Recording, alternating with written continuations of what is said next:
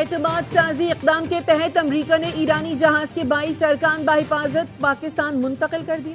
नायब वज़ीर आज़म इसाक डार कहते हैं अरकान को गुज़श्ता रात पाकिस्तान पहुंचाया गया, आज ईरान मुंतकिल कर दिया जाएगा। जहाज को जरूरी मुरम्मत के बाद असल मालिकान को देने के लिए पाकिस्तानी समंदरी हुदूद में लाया जा रहा है। अमले की वापसी ईरान और अमरीका के ताउन से मुमकिन हुई, जिसको पाकिस्तान सराहता है। इलाकाई अमन सलामती के लिए मुज़ाकरात, सिफारतकारी और सालसी के आज़म पर कायम है। नायब वज़ीर आज़म इसाक डार और ईरानी वज़ीर ख़ारजा अब्बास इराक़ची का टेलीफोनिक राब्ता, अमन के लिए जारी सिफारती कोशिशों पर तबादला ख़याल। ईरानी वज़ीर ख़ारजा ने पाकिस्तान के तामीरी किरदार और मुखलसाना सालसी की कोशिशों की तारीफ की। दफ्तर ख़ारजा का कहना है इसाक डार ने खित्ते में मुस्बत रवाबित के फ़रोग़ के लिए पाकिस्तान के मुसलसल आज़म का अदा किया। अमरीकी सदर ट्रंप का अब नया हुर्मुज़ में फंसे जहाज निकालने का ऐलान।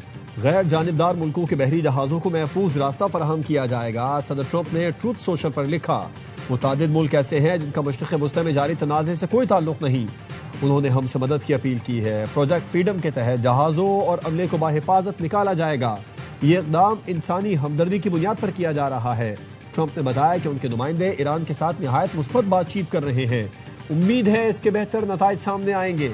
उन्होंने खबरदार किया, इंसानी हमदर्दी के इस अमल में अगर किसी ने मदाखलत की तो उससे सख्ती से निपटा जाएगा। अमरीकी सेंटकॉम का कहना है प्रोजेक्ट फ्रीडम में 15,000 एहलकार, गाइडेड मिसाइल, डिस्ट्रॉयर और 100 से ज्यादा तैयारे शामिल होंगे।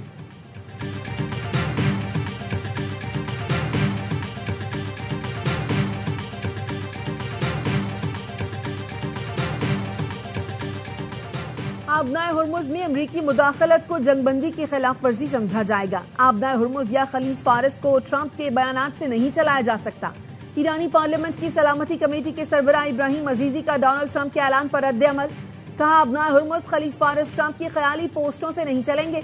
इल्जाम तराशी पर मबनी बयानिए को कोई तस्लीम नहीं करेगा। तर्जुमान पासदारान इनकलाब का कहना है जंग में ईरान की मुसल्लह अफवाज कामयाब होगी। हमारी और दूसरे ममालिक की मुसल्लह अफवाज का फर्क रूहानी शनाख्त और ताकत है। हमारे मुजाहिदीन जानते हैं वो किस मकसद के लिए लड़ रहे हैं। उन्हें अपने दोस्त और दुश्मन की वाज़ेह पहचान है। यही शऊर और आज़म मैदान जंग में ईरान की बढ़तरी का सबब बनेगा।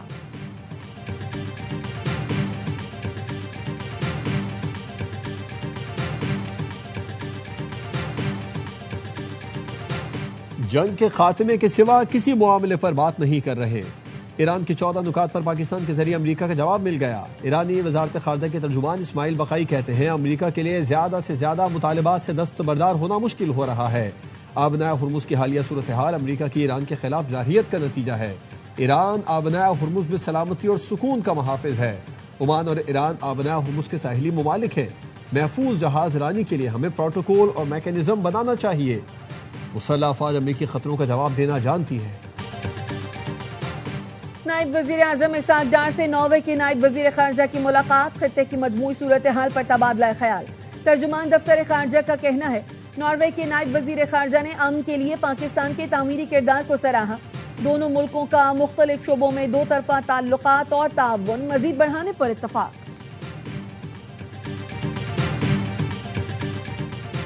आबनाए हुर्मुज़ मुकम्मल कंट्रोल में रखेंगे। आबनाए हुर्मुज़ से गुजरने के लिए ईरानी अफवाज से कोऑर्डिनेशन लाजिम होगी। Commander Khatamul Anbiya headquarters major general Ali Abdollahi का कहना है कि अमरीका ने आलमी आबी गुजरगाहों पर डकैती शुरू की, दुनिया की मईशत और तिजारती अमन को खतरे में डाला। दुश्मन की धमकी या खतरे पर ईरान हर जगह सख्त जवाब देगा। खामनाई के साबिक तिब्बी मुशीर प्रोफेसर मोहम्मद परिंदी कहते हैं ईरान ओमान के साथ मिलकर अब मुस्तकिल तौर पर आबनाए हुर्मुज़ को कंट्रोल करेगा। हालिया कशीदगी के बाद तेहरान की पॉलिसी तब्दील हो गई।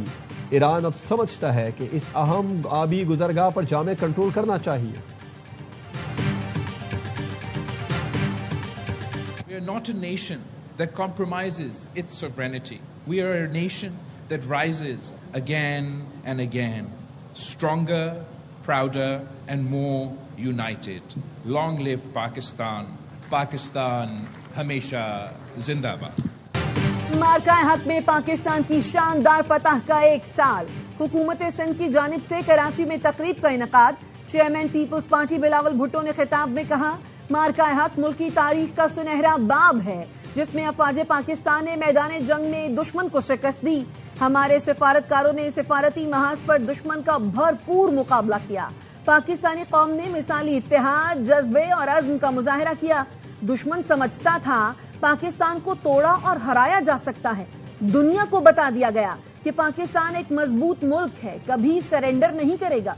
जंग की ख्वाहिश नहीं, चैलेंज किया जाएगा या इश्तियाल अंगेजी की जाएगी तो जवाब भी देंगे। जब भारत ने मैली आंख से हमारे मुल्क की तरफ देखा था, इस तरीके से हमारा पूरा मुल्क, हमारी मुसल्लह अफवाज, हमारी पॉलिटिकल लीडरशिप, हमारी मीडिया, हमारे नौजवान मुत्तहिद होकर खड़ा हुआ। भारत को पता चल गया कि उसकी असली हैसियत क्या।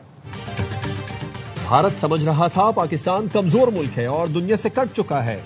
हमारी मुसल्लह अफवाज ने भारत को ऐसा जवाब दिया जो वो हमेशा याद रखेगा।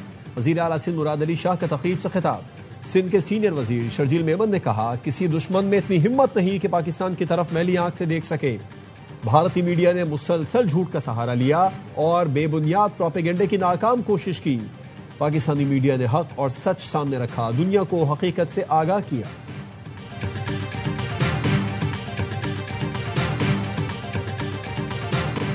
बैनुल-अक़वामी मंडी में खाम तेल की कीमतों में इजाफा। लंदन ब्रेंट खाम तेल की कीमत में 1.22% इजाफा। फी बैरल कीमत 109.43 हो गई। वेस्ट टेक्सास खाम तेल 1.93% महंगा, कीमत $102.88 फी बैरल हो गई। पाकिस्तान स्टॉक मार्केट में मुस्बत रुझान। 100 इंडेक्स की 1,67,000 की सतह बहाल। दौरान कारोबार इंडेक्स में 4,251 पॉइंट्स तक इजाफा देखा गया।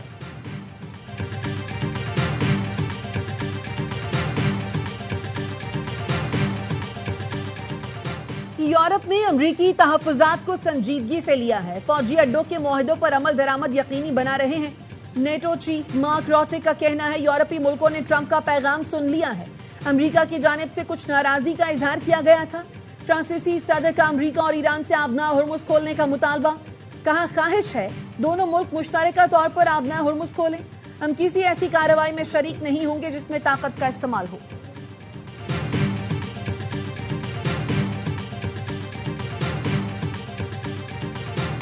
जुनूबी लबनान पर इसराइली फोर्सेस की रात भर बमबारी। इसराइली ड्रोन्स मुसलसल परवाज करते रहे। 24 घंटे में 41 शहरी शहीद। सहूनी फौज ने ख़याम और कंतारा को निशाना बनाया। इसराइली फौज ने जुनूबी लबनान के मजीद 4 इलाकों के रिहायशियों को इनखला की वार्निंग दे दी। खबरदार किया, इन इलाकों को जल्द निशाना बनाया जा सकता है।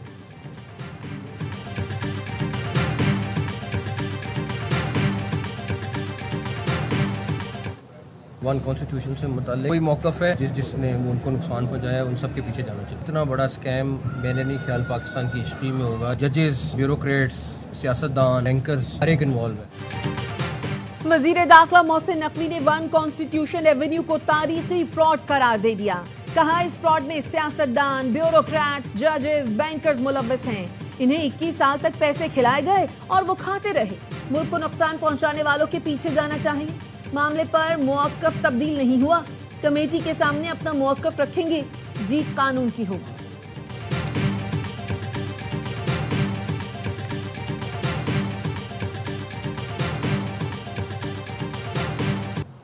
कराची समेत सिंध के बेशतर शहर शदीद गर्मी की लपेट में। कराची में समुद्री हवाएं बंद।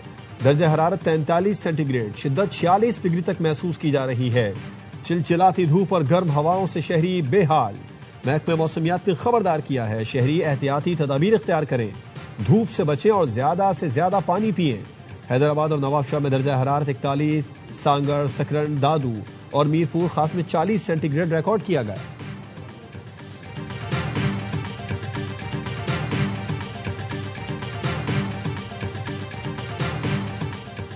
190 मिलियन पाउंड नैब केस। बानी पीटीआई और बुशरा बीबी की मरकजी अपीलें 7 मई को समाअत के लिए मुकर्रर। जस्टिस सरफराज डोगर की सरबराही में 2 रुकनी बेंच समाअत करेगा। इस्लामाबाद हाई कोर्ट ने सजा मुअत्तली दरखास्त में पहले सुनने की इस्तदा मुस्तरद कर दी।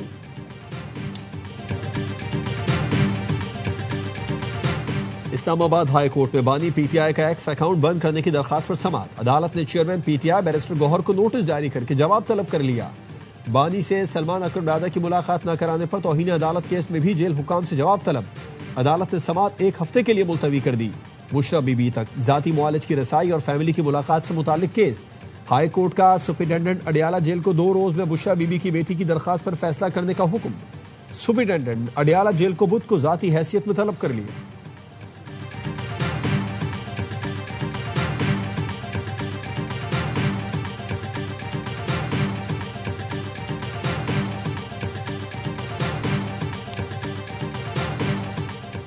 छोटू गैंग के सरगना गुलाम रसूल उर्फ छोटू समेत 3 मुजरिमान की सजाए मौत बरकरार।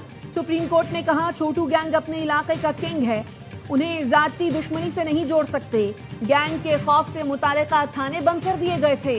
प्रोसिक्यूटर ने कहा 24 पुलिस एहलकारों की बाजियाबी के लिए पाक फौज को तलब करना पड़ा था।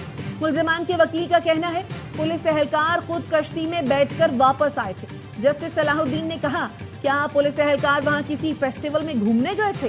सुप्रीम कोर्ट ने छोटू समेत 3 मुजरिमान की 6 बार सजाए मौत बरकरार रखी।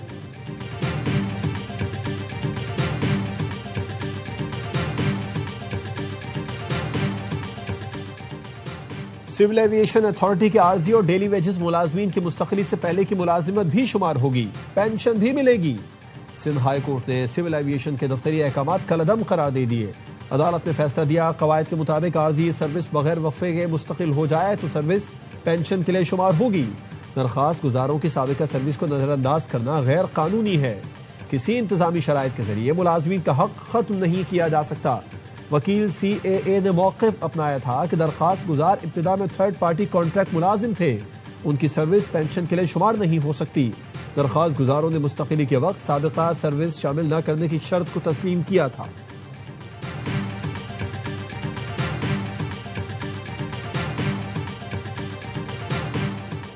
कानूनी तौर पर तलाक मुअस्सर होने तक बीवी खर्चा लेने की हकदार रहती है। तलाक के बाद बीवी को खर्चा देने के फैसले के खिलाफ केस में जस्टिस मोहसिन अख्तरकियानी के रिमार्क्स। लाहौर हाई कोर्ट ने दरखास्त पर फैसला महफूज कर लिया। दरखास्त गुजार ने तलाक के बावजूद खर्च अदा करने का फैसला कलअदम करार देने की इस्तदा की है।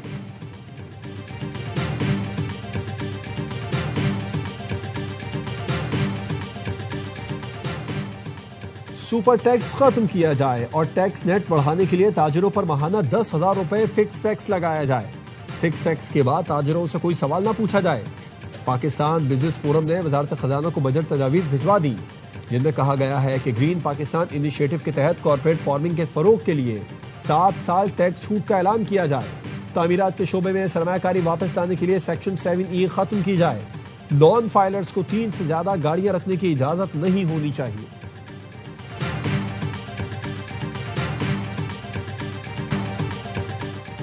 बांग्लादेश के खिलाफ टेस्ट सीरीज से कबल पाकिस्तानी टीम की तैयारियां। पाकिस्तानी टेस्ट स्क्वाड का बांग्लादेश में पहला ट्रेनिंग सेशन। PSL फाइनल खेलने वाले खिलाड़ी बांग्लादेश रवाना हो गए। आज रात स्क्वाड ज्वाइन करेंगे। पाकिस्तान और बांग्लादेश के दरमियान पहला टेस्ट 8 मई को खेला जाएगा।